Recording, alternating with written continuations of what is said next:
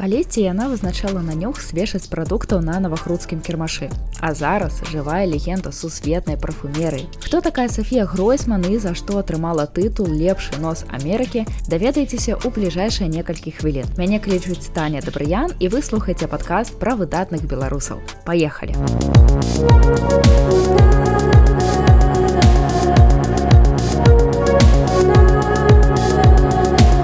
Калі спытаць любога чалавека, які, на ваш погляд, самы вядомы парфум, упэўнена 90% адкажуць «Шанель номер 5». І нічога дрэннага ў гэтым няма. А хто яго стварыў? Няўжо сама Коко Шанель? Вядома ж, не. Стваральнікамі пятай Шанелі сталі французскія парфумеры Эрнст Бо і Аўгуст Мішэль. Таксама, як і духі Трэзер ад Ланком стварыў не сам Арман Птіжан, заснавальнік Ланком, а прафесійны парфумер. І вы б ніколі не падумалі, але легендарны водар Трэзер прыдумала беларуска. Дарэчы, гэтыя духі ўсё ж пабілі па колькасці продажаў Шанель номер 5. Але гэта мы ўжо на вяршыню поспеху забраліся. Давайце пагаворым пра тое, як маленькая дзяўчынка з Патнавага Грудка пачала свой шлях да здзяйснення амерыканскай мары.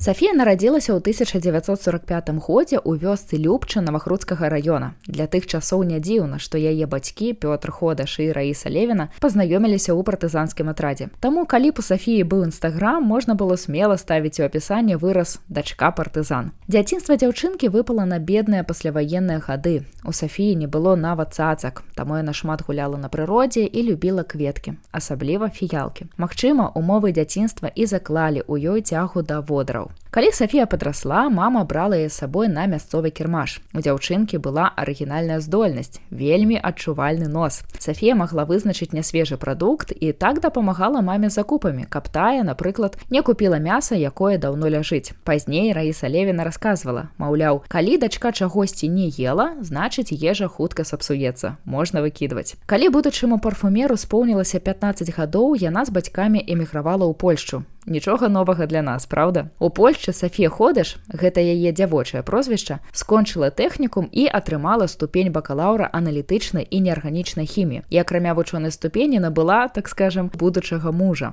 Праз 5 гадоў дзве сям'і, Ходаш і Гройсман, сям'я яе хлопца, вырашылі разам эміграваць у ЗША. Як бачыце, героі сённяшняга выпуску людзі рашучыя, зрэшты, як сапраўдныя беларусы. У другой эміграцыі была цікавая перадгісторыя. Бацька Софіі, Пётр, падчас другой сусветнай вайны выратаваў з нямецкага гета шмат людзей, у тым ліку і сваю будучую жонку. І ў Амерыку іх запрасіла габрэйская сям'я, якраз адна з тых, каго выратаваў тата Софіі.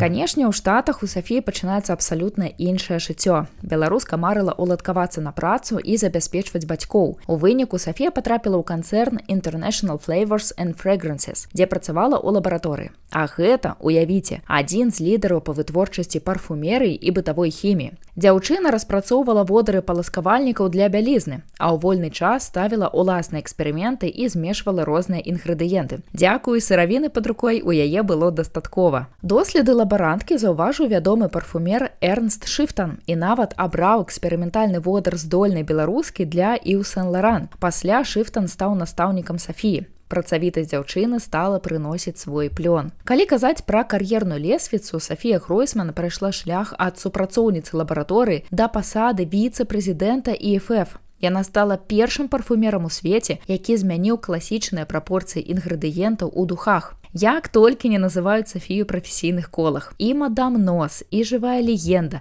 і нават Пікаса, таму што яна выкарыстоўвае мінімальную колькасць інгрэдыентаў у сваёй рэцэптуры. А зараз удумайцеся ў гэтыя лічбы. За сваю кар'еру беларуска стварыла 74 водары. Яна працавала з брэндамі, загінайце пальцы, Ів Сен-Лоран, Кельвін Кляйн, Ланком, Булгары, Карл Лагерфельд, Элізабет Тэйлар, Ів Роше і са шмат якімі іншымі. Сярод асабістых кліентаў Софіі былі жонкі амерыканскіх прэзідэнтаў Нора Буш і Нэнсі Рэйган, а таксама сама Элізабет Тэйлар і Кельвін Кляйн. За наватарства і ўнёсак у развіццё парфумерыі Софія Гройсман 5 разоў атрымлівала вышэйшую ўзнагароду Фіфі Awards. Гэта як Эмі ў музыкаў ці Оскар у акцёраў і рэжысёраў. Адметна, што і пра Беларусь Сафія не забылася. У 2006 годзе ўжо вядомая на ўвесь свет парфумер наведала сваю малую радзіму. Гуляючы па родных мясцінах, Сафія падумала, а чаму б не стварыць духі пра Беларусь? І зрабіла. У 2014 годзе ў Мінску быў прэзентаваны парфюм «Паветра». Калі вам пашчасціць стаць уладальнікам гэтых духоў, ведайце, іх аўтар здзейсніла сапраўдную рэвалюцыю ў свеце парфумерыі.